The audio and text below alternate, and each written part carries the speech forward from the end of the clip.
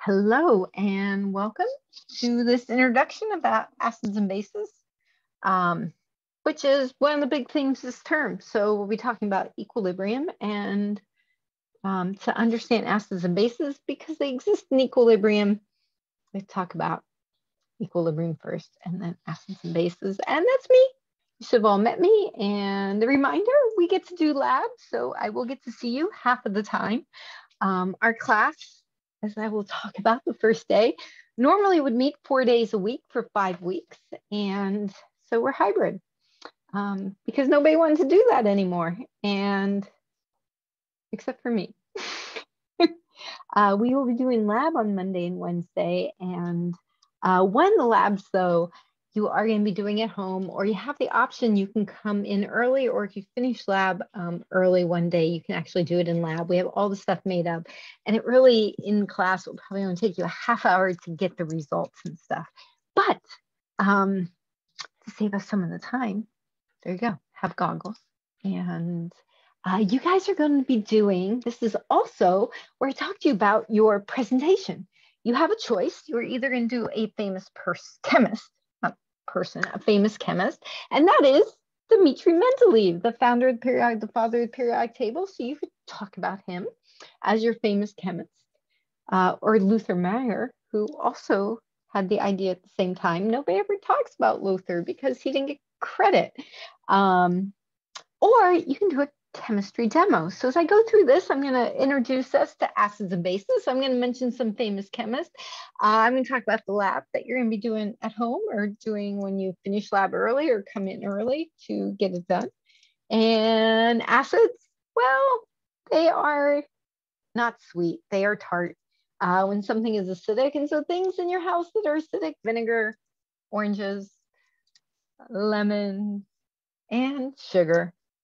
So sugar is sweet to taste, but it acidifies our blood. Whereas lemons actually are sour to taste, but they alkalize our blood. But acids get a danger sign always because they will burn. They burn, they corrode. When our blood becomes acidic, it corrodes our insides, not the same way as corroding a battery, but it's a similar idea, right? That's another slideshow. And yeah, battery acid. And battery acid is why it corrodes metals. And it would do that to your hand. We are this term going to be working with lots of strong acids and bases and some pretty high concentrations, starting the second lab on and all of them. So please dress appropriately, which means your belly should be covered, please. And I would wear socks with your shoes. You can bring shoes in and we can leave them there or leave them in your car so that you always have shoes, goggles. We do have gloves if you choose to wear them. I do have a lab coat if it's you're wearing like a tank top and you want to make sure you're covered. So just dress appropriately. And yeah, so Coca-Cola is really acidic. We can't test Coca-Cola with this lab, but you could test 7-Up. And this is apparently somebody put a tooth in Coca-Cola, and this is what happened. I don't know how long they left the tooth in there, but soda corrodes our teeth. We know that. And then there's something called acid rain, which is from the pollution of the air from overuse of coal. Is we have creative acid rain. All right, and then the most acidic place in your body is your stomach. Now, the thing that's interesting, most people don't realize, is stomach acids, actually, there's a reason your stomach is acidic. And that is because the acidity denatures protein. It unwinds them. So proteins come in a big clump, like yarn in a big ball, and we have to wiggle it apart so enzymes can cut them apart. And those enzymes work at a low pH, but that low pH helps to unravel the protein so the enzymes can do their job. And so when people take antacids, they actually mess up the acidity of their stomach. Calcium and vitamin B12 actually need the low pH because they're absorbed at the low pH. So when people are changing the pH of their stomach by taking all those medications, they end up with issues with B12, calcium, and right, there's antacid, one of my favorite jokes there.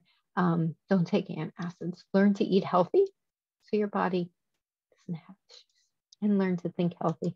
So acid rain, I had a student 20 years ago, this was the name of his paper, the sad saga of SOx. So SOx is SO2, SO3, and NOx is all the nitrogen, oxygen compounds. And what happens is these combine with water in the air to make sulfuric acid and nitric acid, which are both very highly strong acids. We'll talk about strong versus weak acids in a moment. And then they have many effects. And so there are natural causes of acid rain, but we've increased the acid rain, which is a huge problem. Any place that's industrialized has released a lot of SOxes and NOxes into the air, combining with water, and it corrodes the forest. The forests just are not healthy. It's like you and me when we're acidic. It changes the pH of the water, and so minerals are released that should not be in the acidity, and fish are not so healthy. And if you're really into Greek and Roman mythology and stuff, all of that was made with marble, and that is disappearing in the acidity. And the Taj Mahal. Apparently, they're doing huge repairs on the Taj Mahal. So whether it's going to be gone or not, I heard actually it's not. They're actually fixing it up, but there's still the acidity in the air. Bases actually come from the word alkali. So kali is potassium. And so potassium with water, you get potassium hydroxide, which is the base. And so anything that is the opposite of an acid that neutralizes an acid is alkali, or we call them bases. And they are also corrosive. Bases are soaps, things that clean us. Alkali batteries are because they, instead of having an acid in them, they have a base in them. And we're going to be talking about batteries later this term. But pretty much all of your cleaning products other than vinegar are bases. So Windex, most of the window cleaning stuff, soaps, all those things are bases. Baking soda. Toilet bowl cleaner is one of the most. Bases are going to be soapy, or they have a bitter taste. So any of those things that we crave that are bitter are actually bases. So coffee or hot chocolate, your teacher's favorite.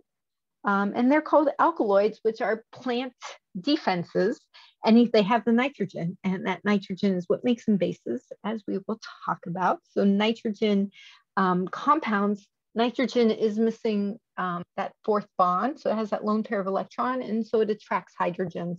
And so caffeine, quinine, nicotine, morphine, these are all alkaloids, which are plant-made bases that are poisons. They're used to keep the insects away and the animals away so the plants will thrive. And it is nitrogen that is their key. All right, as we will be talking about in class. So the classic definition is that acids donate a hydrogen and a base donates a hydroxide. This is another famous chemist you could choose to talk about. It assumes it's aqueous, because that would mean that water has to be present. This guy won a Nobel Prize in 1903. He actually had a crater on the moon named after him. And he also proposed global warming. Anyway, and then there was Bronsted-Lowry. I believe that's Dr. Lowry. So either one of them came up with our current definition, which is an acid is anything that donates a hydrogen ion, and a base is anything that accepts a hydrogen ion. And so I was wrong. That was Bronsted. And so either one of them could be your famous chemist. And then we have, you guys all remember Gilbert Lewis? So those of you who just finished 222, Lewis structures, he came up with his definition, and he was all about electron pairs. And so his is kind of the opposite. Instead of looking at hydrogen ion, which is a proton, so an acid donates a proton, a hydrogen ion, he would say an acid accepts an electron. And so we'll see this definition. So he's a famous chemist also. So a Lewis acid would accept this electron pair, and the Lewis base would donate the electron pair. And so it doesn't actually fully donate it. It just makes a special type of bond called a coordinate covalent bond. All right. You could also pick one of these famous chemists, and I think that covers, most of you have had one of us. as your chemistry 221, 222, and now 223 teacher. And so, yeah. All right. So a strong acid. Let's talk about strong acid. So a strong acid, when you put it in solution, it is going to donate all of its hydrogen ions. It's a one-way reaction. And a weak acid, it's only gonna, if you notice, so this is saying these are the same concentration. The strong acid has a lot more hydrogens in there, and the weak acid only has a few. It's an equilibrium reaction. So only maybe 5%, maybe 1%, maybe 0.1% of its hydrogens are donated. It only partially dissociates. And this is why we had to do equilibrium, be able to talk about acids and bases. So the strong acids are listed up there. So you need to know these. And every other acid is weak, does not fully ionize. We do the math different for the two. So hi, how are you doing? Or Hawaii is a strong acid. The strongest of them all is perchloric acid.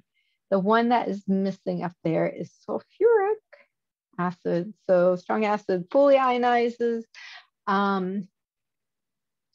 So some common acids and bases that you can use for your lab. So you want to find things that are going to be clear. So this one's not going to work because it's dark, because we're going to have to be looking for a color change. If you have oven cleaner, all these things should test pretty basic on the scale. And you can do a mushed up banana. Tomatoes aren't going to work so great because they have a red color. Lemons or limes work great. You're probably not going to get your stomach acid. But this guy, this is another famous chemist, oh, I'm not going to remember his name. I hope I have it there. There we go. Oh, Soren Sorensen. He came up with the idea of pH because of the math. It made the math much easier to talk about. pH is this rather than the hydronium concentration is this. And that's the math we're going to be doing this week. So easy way, somebody came up with a pH meter and you just put it in there and it reads the pH, and you know what, that's kind of boring. What they used to use and what they still use is we have all these things that change color. So about in the middle, sorry, I have to find it also, is phenolphthalein, sorry, at the bottom, one from the bottom. That's one we will be using in lab. We'll be doing 2 titration labs, and it changes pH when something becomes basic. So you're going from a pretty much no color or maybe to a pink, and it keeps getting darker. It becomes like a fuchsia color if you go too far. So we're going to be trying to get where it first changes just pale pink. So we know something has just become basic. We're also going to use 3 from the top, bromophenol blue, and we're going to be adding HCl. So we're going to take something that's going to be blue. It's going to be a beautiful blue. This is the very last 4th week lab. And you're going to add an acid, HCl, until it turns acidic. And in 1 drop, it will say, you'll be adding, and then suddenly in 1 drop, it will, here, somebody just brought us Jello. Great. These are other indicators that you can try. I actually have tried many of these, and most of them, they're actually pretty cool. But if you want, you can do this as your demo. You'd probably have to make a slideshow of it and then just talk about it. But you have a choice. You can do a famous chemist, or you can do a demo,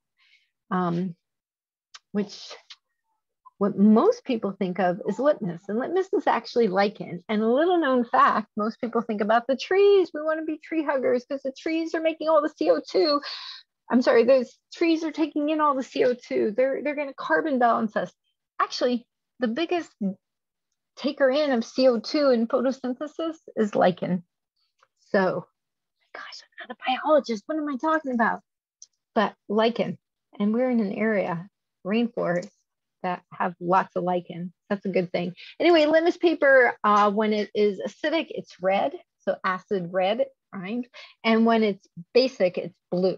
So we'll be using litmus paper, and litmus paper comes, it can either be like a slightly purplish color, and then you check it to turn it blue to see if it became a base, or you can get it where it's slightly blue, and then you're testing it for an acid, and you can have cute gnomes.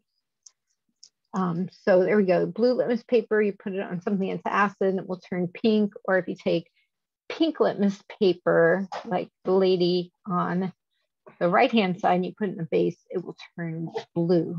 And those are hydrangeas, which are gorgeous right now walking around outside. And that blue color is because our soil here in Oregon is very acidic because we have so many coniferous trees, and conifers make our soil slightly acidic, and that makes the hydrangeas super beautiful blue. I just came back from New Jersey, and it's all deciduous forests there.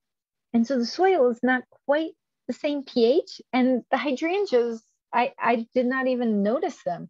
And everywhere I bike and walk here, I'm going, wow, it's gorgeous. Anyway, it's post-lab question. So we're gonna make cabbage juice. We already made cabbage juice for you, or you can make it at home. It does have a strong smell, but it's already gonna be made for you. That's why the lab's not gonna take too long. Or you can make it yourself at home. If you have kids, it's really fun to make. And then you just put it in different things. The advantage of doing it in class is using test tubes, because you can see the change easier in test tubes. If you do it at home, you need a bunch of little glasses and stuff. All right, so this is the different colors that cabbage juice changes depending on the pH. So you're going to take your substance, let's say lemon juice, and you add like a tablespoon or so many drops if you're in lab, and then you add your cabbage juice, like a similar equal amount. And then this is a beautiful slide because it shows the molecules. So remember that when you do your famous chemist or your demo. And so at a neutral pH, it will be the color of the cabbage, which is purple. As it becomes more acidic, it becomes pinker and then redder. So it goes lavender and then red. And then the basic, it goes blue, green, yellow, really dark yellow. And so you're going to try to get different colors. So again, the light lilac, reds, pinks are acidic. Blue, green, yellow is going to be the basic colors with cabbage juice.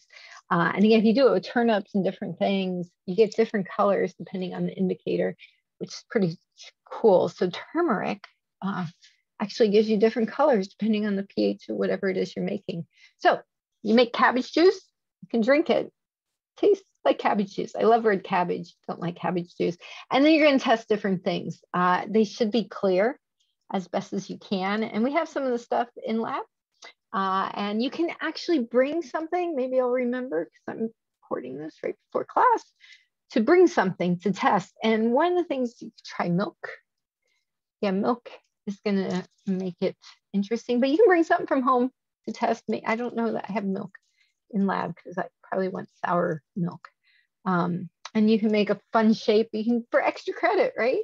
You can make something with your cabbage and take a picture, and with the beet and the olives, and take a picture, and I'll give you extra credit. So if you have a good sense of humor, you're also going to try and blend two of the colors together, and it's not going to do what you think. So if you take something that's, well, actually, if you take something that's red and blue, if you get it the right colors, you will get the neutral violet. But if you take something that's really yellow and red, you're not going to get orange, because they're going to, this is going to be extremely acidic red, and yellow is going to be extremely basic. You're going to actually get purple. Again, post-lab question. And some of the bonus challenge is if you can make the rainbow, the red, orange, yellow, green, blue, indigo, violet. Orange is really hard to get. A lot of people Googled how to get orange. It's actually kind of cheap to get the orange, but I'm not going to tell you. This is the kids class I taught before COVID, right before COVID, where COVID was happening everywhere else in the world. And they got, so the orange, we usually get slightly different. I cannot remember how the kids got the orange color. Again, it's not quite orange, it's more peachy, but you know what? We did it. You need the rainbow every day. You're supposed to be doing it for the whole term. You get extra credit. And the reason it works is because it has anthocyanins, which means a flower that's dark blue. So can you say anthocyanin? Your teacher can. So any food that has this deep, dark color is loaded with this, is like the mother of all antioxidants. It's wonderful. Eat the rainbow, eat lots of color, because it's going to make your brain, it's going to make you smarter. It's going to make you think better. It's going to slow down the aging, the shrink of the brain. It's going to give you better memory. That kind of food, that crap that you're all giving up. You should have all given up something, if not all of that. And that is all aspartame, which really makes it even worse. Horrible. Anyway, there's a beautiful molecule, and anything, the deeper, darker colors, the more you have. It's great for your eyes. It's great for your immune system. It's great for your heart. It's great for your liver. Oh, and it boosts your immune system. Yeah, I think I already said that. And there's that myth, if you eat too much, you're going to turn violet. So why not? Let's see if that could really happen. But eat purple for a longer life, not just on Meatless Monday. Yeah, and in lab, remember safety, because Johnny was a chemist. Johnny is no more, for what he thought was H2O was H2SO4. So attitude is everything. Correct is higher, we talked about. And that is my twin brother on our birthday. See, he's wearing his goggles. He's wearing my goggles that I can't find. Maybe he has them. And yeah, you need one of us there. So there you go. There's your wonderful, famous chemist you can do. Horrible things will happen if one of us is not there. So if you decide to do it at home, please be careful. And don't eat or drink anything, even if your chemistry 221 teacher says, look, here's a fake salmon you can eat. And report all your injuries to me, your humble teacher, because we don't want to hear, see, or speak any injury. And don't leave a mess. I'm not going to clean it up. Right. Clean up your kitchen and we will all give you thumbs up. I won't clean it up because I'll be probably making a bigger mess than you in the lab. And we'll see if I can save this correctly. I'll see you all soon. There I am. And there's other people. And I don't think I'm recording.